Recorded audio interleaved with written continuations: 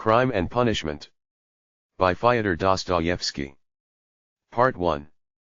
Chapter 1. On an exceptionally hot evening early in July, a young man came out of the garret in which he lodged in S Place and walked slowly, as though in hesitation, towards K Bridge. He had successfully avoided meeting his landlady on the staircase. His garret was under the roof of a high, 5-storied house and was more like a cupboard than a room. The landlady, who provided him with garret dinners and attendance, lived on the floor below, and every time he went out he was obliged to pass her kitchen, the door of which invariably stood open. And each time he passed, the young man had a sick, frightened feeling, which made him scowl and feel ashamed. He was hopelessly in debt to his landlady, and was afraid of meeting her. This was not because he was cowardly and abject, quite the contrary, but for some time past he had been in an overstrained, irritable condition, verging on hypochondria. He had become so completely absorbed in himself, and isolated from his fellows, that he dreaded meeting, not only his landlady, but anyone at all. He was crushed by poverty, but the anxieties of his position had of late ceased to weigh upon him. He had given up attending to matters of practical importance, he had lost all desire to do so. Nothing that any landlady could do had a real terror for him.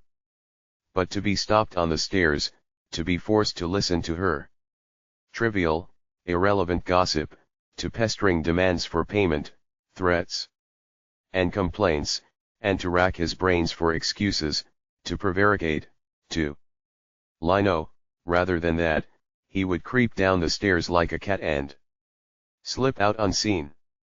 This evening, however, on coming out into the street, he became acutely aware of his fears. I want to attempt a thing like that and am frightened by these trifles, he thought, with an odd smile. Yes, all is in a man's hands and he lets it all slip from cowardice, that's an axiom. It would be interesting to know what it is men are most afraid of. Taking a new step, uttering a new word is what they fear most. But I am talking too much. It's because I chatter that I do nothing. Or perhaps it is that I chatter because I do nothing. I've learned to chatter this last month, lying for days together in my den thinking of Jack the giant killer. Why am I going there now? Am I capable of that ? Is that serious? It is not serious at all. It's simply a fantasy to amuse myself, a plaything. Yes, maybe it is a plaything. The heat in the street was terrible, and the airlessness, the bustle, and the plaster, scaffolding, bricks, and dust all about him, and that special Petersburg stench, so familiar to all who are unable to get out of town in summer, all worked painfully upon the young man's already overwrought nerves. The insufferable stench from the pot houses, which are particularly numerous in that part of the town, and the drunken men whom he met continually, although it was a working day, completed the revolting misery of the picture. An expression of the profoundest disgust gleamed for a moment in the young man's refined face. He was, by the way, exceptionally handsome, above the average in height, slim, well built, with beautiful dark eyes and dark brown hair. Soon he sank into deep thought, or more accurately speaking into a complete blankness of mind. He walked along not observing what was about him and not caring to observe it. From time to time, he would mutter something, from the habit of talking to himself, to which he had just confessed. At these moments he would become conscious that his ideas were sometimes in a tangle and that he was very weak. For 2 days he had scarcely tasted food. He was so badly dressed that even a man accustomed to shabbiness would have been ashamed to be seen in the street in such rags. In that quarter of the town, however, scarcely any shortcoming in dress would have created surprise. Owing to the proximity of the Haymarket, the number of establishments of bad character, the preponderance of the trading and working-class population crowded in these streets and alleys in the heart of Petersburg, types so various were to be seen in the streets that no figure, however queer, would have caused surprise.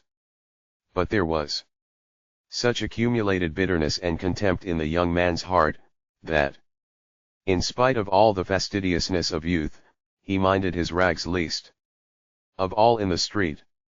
It was a different matter when he met with acquaintances or with former fellow students, whom, indeed, he disliked meeting at any time.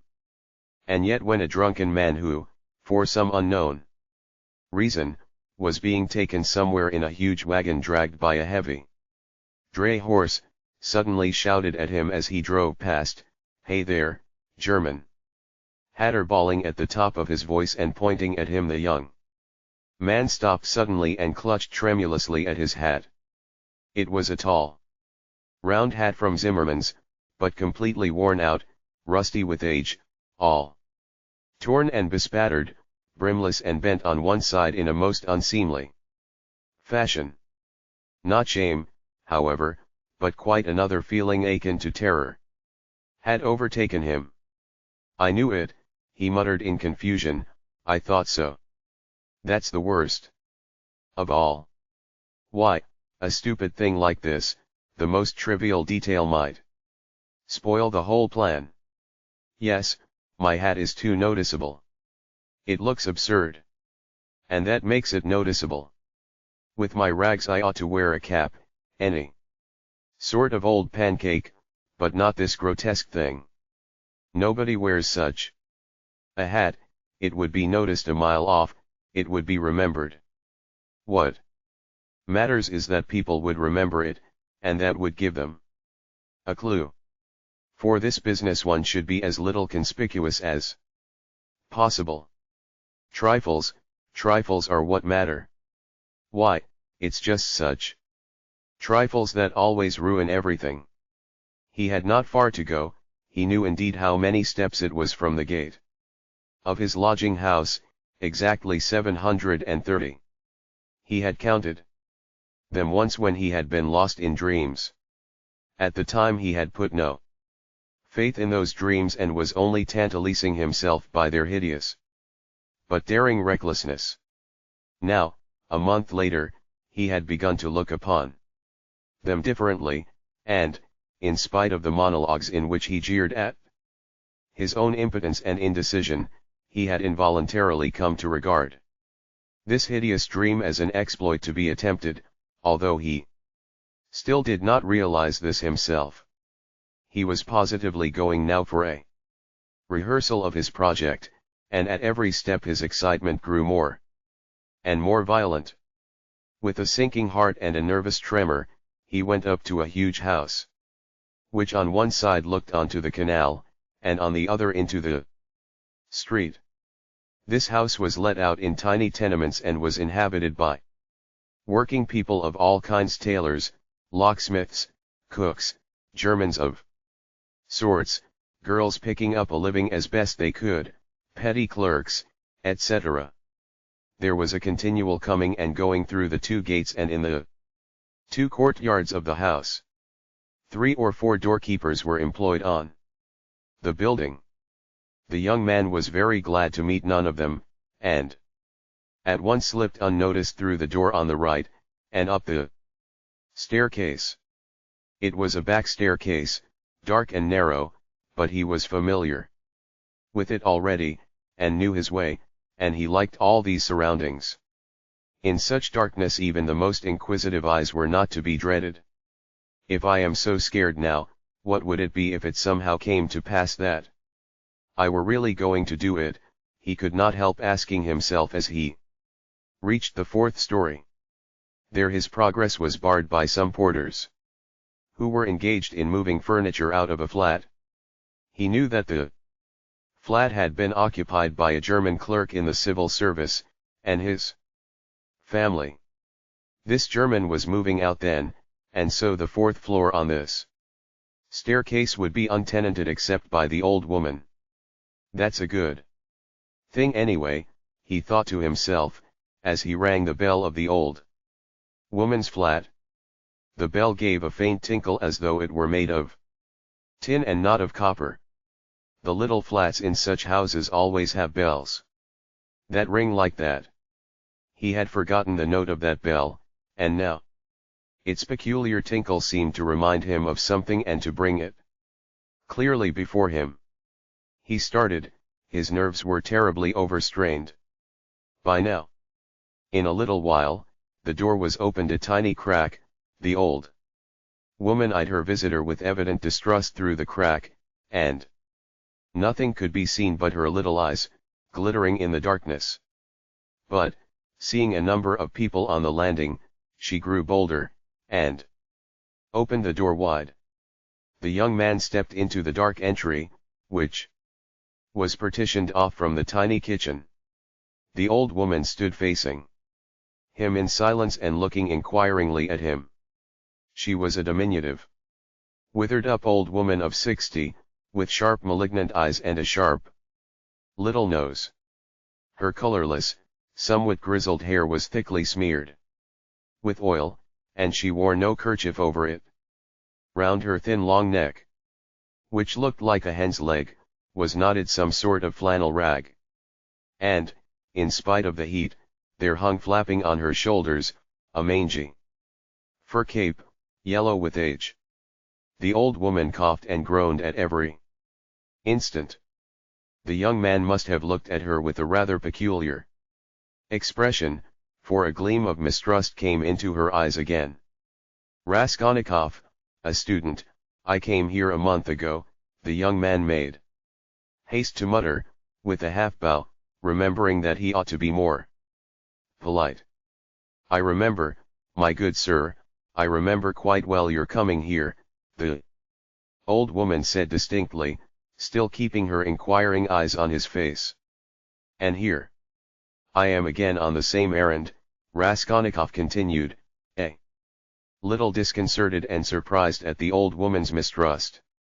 Perhaps she is always like that though, only I did not notice it the other time, he thought with an uneasy feeling. The old woman paused, as though hesitating, then stepped on one side. And pointing to the door of the room, she said, letting her visitor pass in front of her. Step in, my good sir.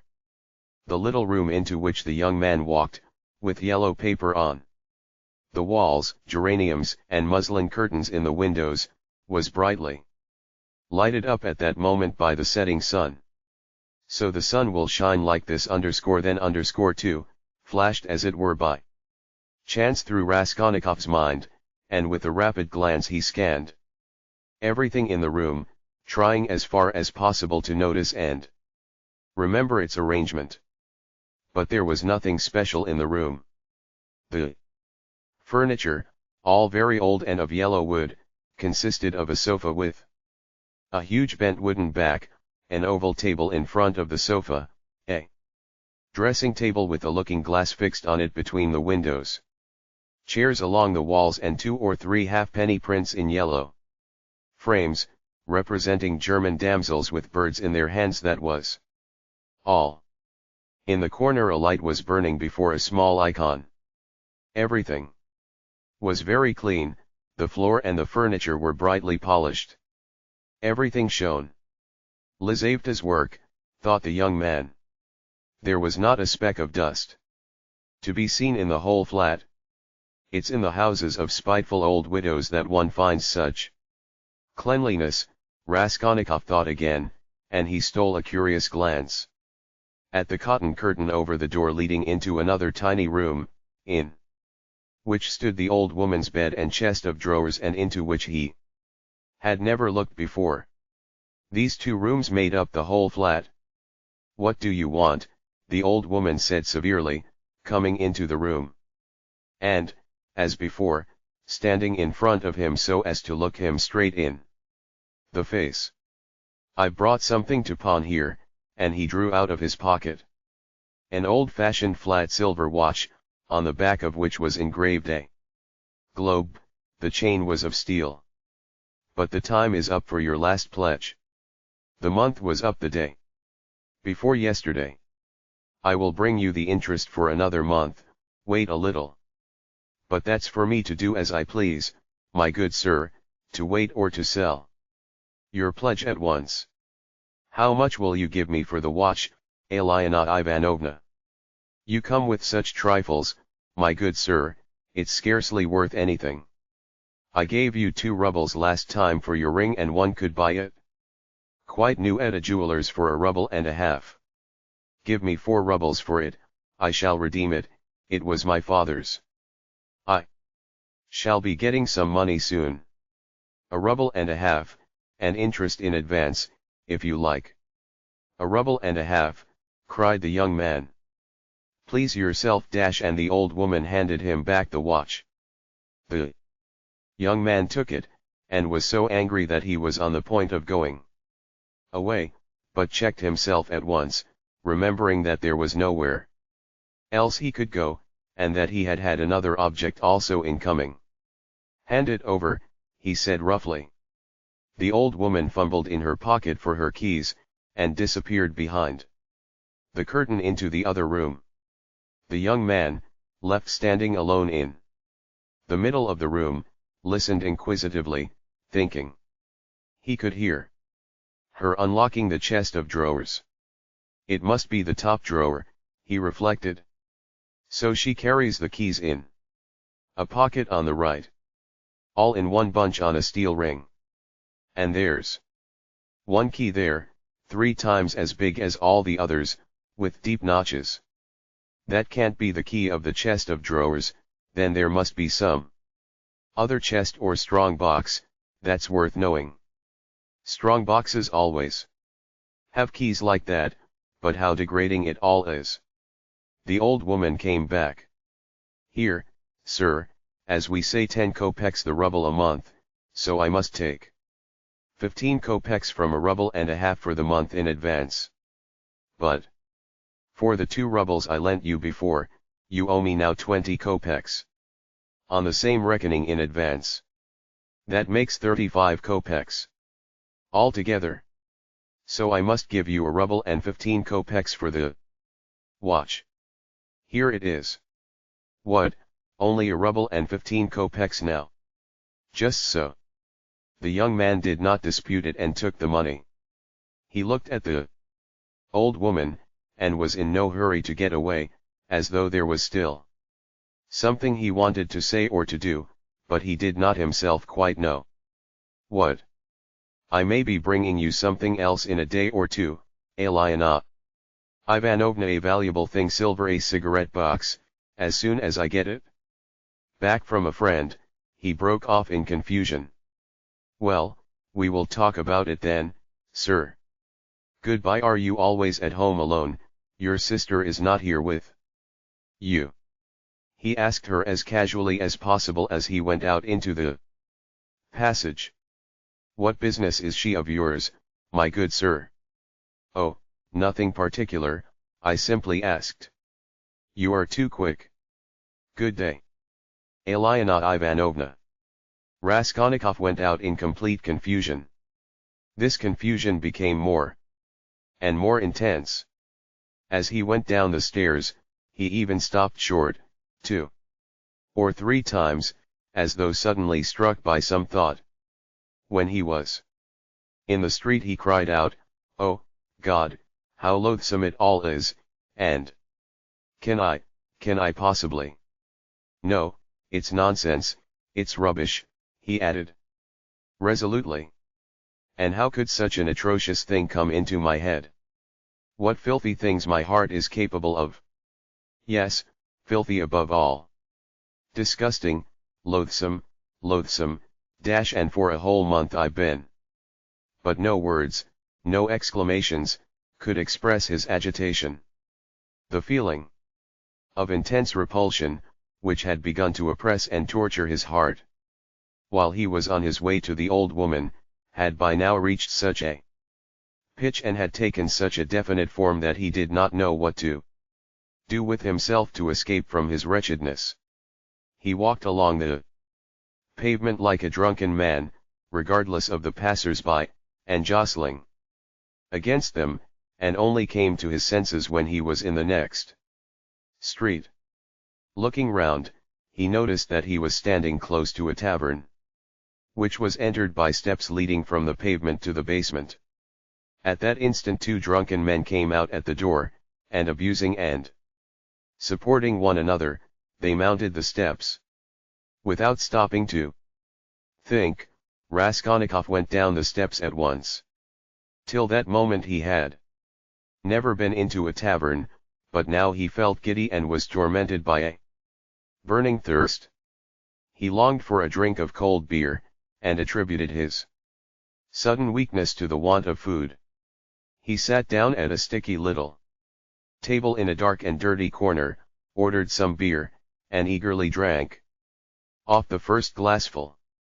At once he felt easier, and his thoughts became clear. "All that's nonsense," he said hopefully, "and there is nothing in it all to worry about. It's simply physical derangement. Just a glass of beer, a piece of dry bread, and in one moment the brain is stronger. The mind is clearer and the will is firm. Phew, how utterly petty it all is." But in spite of this scornful reflection, he was by now looking cheerful, as though he were suddenly set free from a terrible burden, and he gazed round in a friendly way at the people in the room.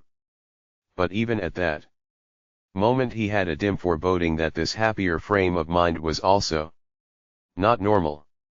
There were few people at the time in the tavern. Besides the 2 drunken men he had met on the steps, a group consisting of about 5 men and a girl with a concertina had gone out at the same time. Their departure left the room quiet and rather empty. The persons still in the tavern were a man who appeared to be an artisan, drunk, but not extremely so, sitting before a pot of beer, and his companion, a huge, stout man with a grey beard, in a short full-skirted coat. He was very drunk, and had dropped asleep on the bench. Every now and then, he began as though in his sleep, cracking his fingers, with his arms wide apart and the upper part of his body bounding about on the bench, while he hummed some meaningless refrain, trying to recall some such lines as these: "His wife a year he fondly loved. His wife a year he fondly loved." Or suddenly waking up again, walking along the crowded row, he met the one he used to know. But no one shared his enjoyment. His silent companion looked with positive hostility and mistrust at all these manifestations. There was another man in the room who looked somewhat like a retired government clerk. He was sitting apart, now and then sipping from his pot and looking round at the company. He, too, appeared to be in some agitation.